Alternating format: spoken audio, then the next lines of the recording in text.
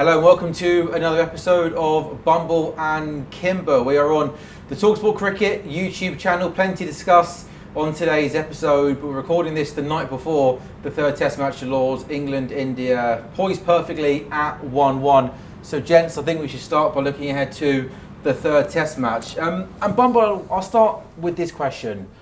What surprised you the most about the first two test matches? We've had 10 good days of test match cricket. Has anything caught you by surprise? Unbelievably, the pitch for the second test match, that really surprised me. And I think England have sort of hinted and made overtures that they expected there to be more grass on it. It didn't suit England's bowlers. I'm a massive believer in that you have home advantage of some degree. But that pitch really surprised me. I thought, well, England can't possibly have asked for this.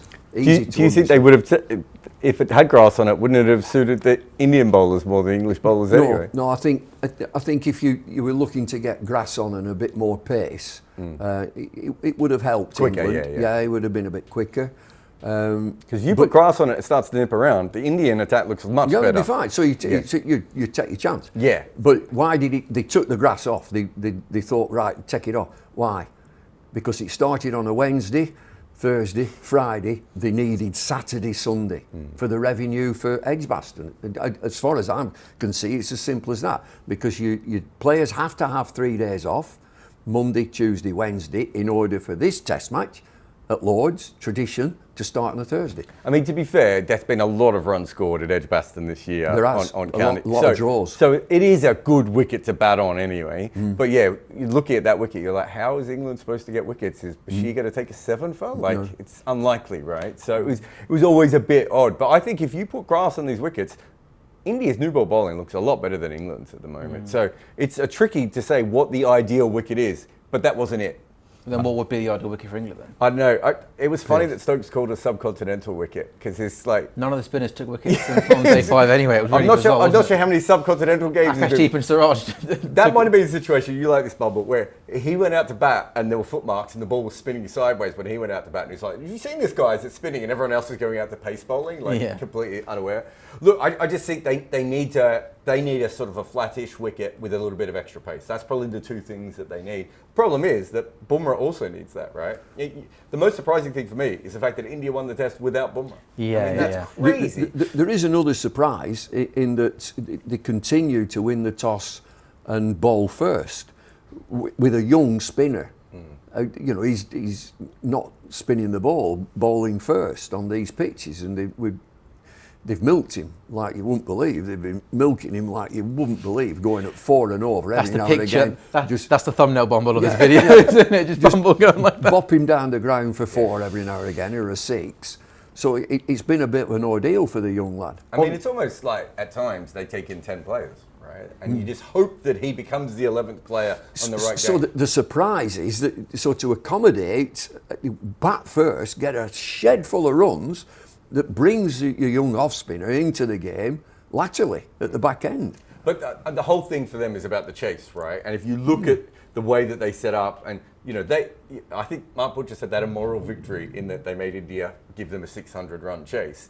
They probably did have a moral victory. It's real glass half full. They had a very realistic loss around that moral victory. But the point being is that India were worried, and Indian fans in the ground were like, "We need 550, we need 600." Whereas usually Indian fans are like, "We'll defend whatever we need to defend." So you can understand why England want to go the other way. But if you do have a spinner who's not very good, and you're making him bowl earlier in the game, he's just going to giving him nothing. Was it this? Yeah, giving him just nothing. Just the 2 others. Yeah. But the other surprise, there's The another surprise. other surprise. India wanted to bowl first. He said he wanted to bowl first. Do you think both captains, if they do get to Lords on Wednesday morning and it's blue skies, baking hot, it will and be. There's a bit of grass in the wicket, do you think both captains will be desperate not to win the toss?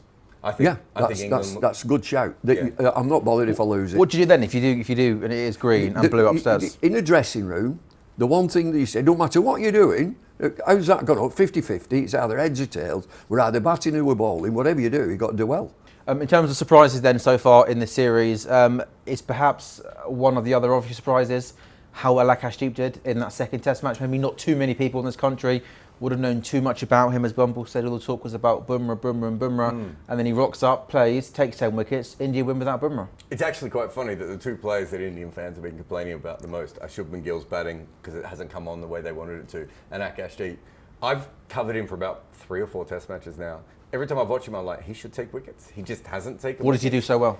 His ability to seam the ball is like, he could seam it at high pace, but violently. Some of the balls he was bowling to Jamie Smith were coming back so far. So, like, Jamie Smith was seeing it like someone was tossing down a beach ball to everyone else, and then Akash is moving it. So his ability to get that extra seam movement and hustle through it's really, really special. But he just hasn't got the wickets yet. And it might have been at times in Australia and even in India when he bowled a little bit too wide at times, whereas it felt like he was attacking the stumps a little bit more here. But he was fantastic.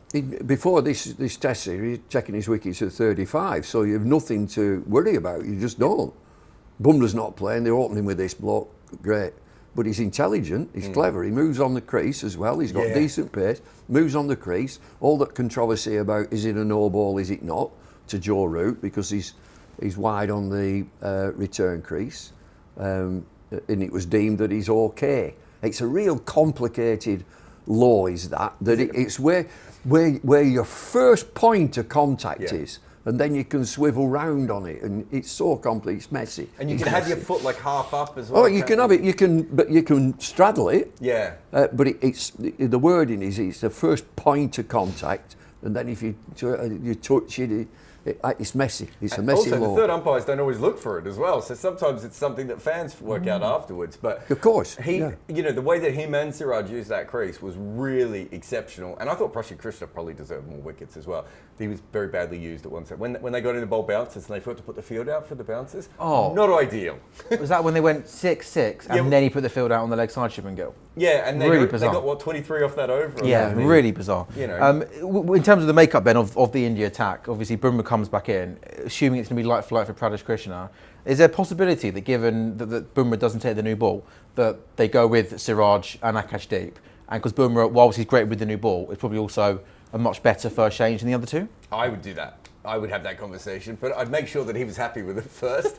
He doesn't have the right to be. He didn't play in the last match. I think Rabada and Cummins, I think Rabada wanted the new ball, so he asked to go back to opening.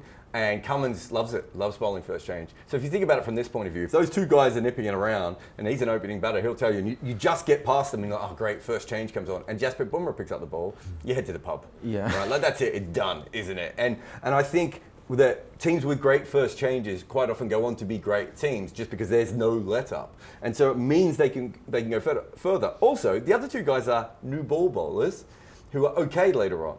Jasprit Bumrah is probably at his best between over 20 and 60, right? So why not use him that way? Akashdeep, after 22 overs in Test cricket, averages 70. Yeah. It's like he has all his wickets in the power play. In the power play early on, power play in cricket, In England, trying to approach it like a power play. We spoke about the wickets being batter friendly, but it's maybe another surprise, Bumble, in this series so far, been just how poor England seamers have been with ball in hand. Have you been surprised? No, they're not outstanding, are they? They're looking to get a nucleus of quick bowlers, and they want tall, quick bowlers. There's an injury to Mark Wood. Jofra Archer comes into the team, and there's obviously a risk there. He just hasn't been playing. To be expected to take the new ball or to lead the attack. For 4 years he hasn't played, has he? So there's a risk there. There's other bowlers who, I've seen Pennington bowl this year, and I thought, bang on, coming back from injury, he bowled rapid. You like Pennington, don't you? Yeah, I do. He bowled quickly. Another lad, totally left field, and I don't think he plays much red ball cricket, who bowled quickly, was Scrimshaw, George Scrimshaw. Derbyshire? He didn't play that much. He gets injured, as lots of them do. So they're not outstanding. The attack that we've got there, let's not forget, we just lost two, Anderson and Broad, with absolute bankers. We haven't got them now. So, they took a call on Jimmy Anderson. Stuart Broad retires. So they're finding out about the next crop. I think Atkinson's a wonderful bowler, injured. Yeah. One other possible surprise. I think the jury was always out, obviously, on Jarrod Bashir. And coming into the series, his numbers weren't particularly great. But has the first 2 Test matches just highlighted how not ready he is at this moment in time for Test cricket? Australia used to do this thing, Bubble will remember this, where they tour India, right? And even when they had Warne, and then it would be like, man, there must be a finger spinner we have in club cricket, and they'd pick some random guy to go over to bowl to Sachin Tendulkar and Rahul Dravid and Virendra Sehwag, and then be surprised that they get hit everywhere. If you're not a very good bowler of spin and you're still finding a way, and he's still a project, and they talk about him that way, and you've got wickets that are not going to assist him, and he's going up against Indian batters, isn't this exactly what you would expect? Sure, yeah, that's fair. So it's up to them to make the decision for the rest of the series, right? There are other players who can do this job that we know can do a better job with the ball, will be better in the field, and can bat. You know, there are other options out there that they can go with, and they keep pushing all their chips in on Shoaib Bashir, and maybe one day they'll be right. I don't think they're going to be right at Lords, though, so they have to make that decision. Yeah, Bumble, where you at, Bashir? I'm exactly like that, exactly the same. They will say India will keep him on, knocking him around, and it's been an ordeal for the lad with bowling first. He's got to get some sort of help.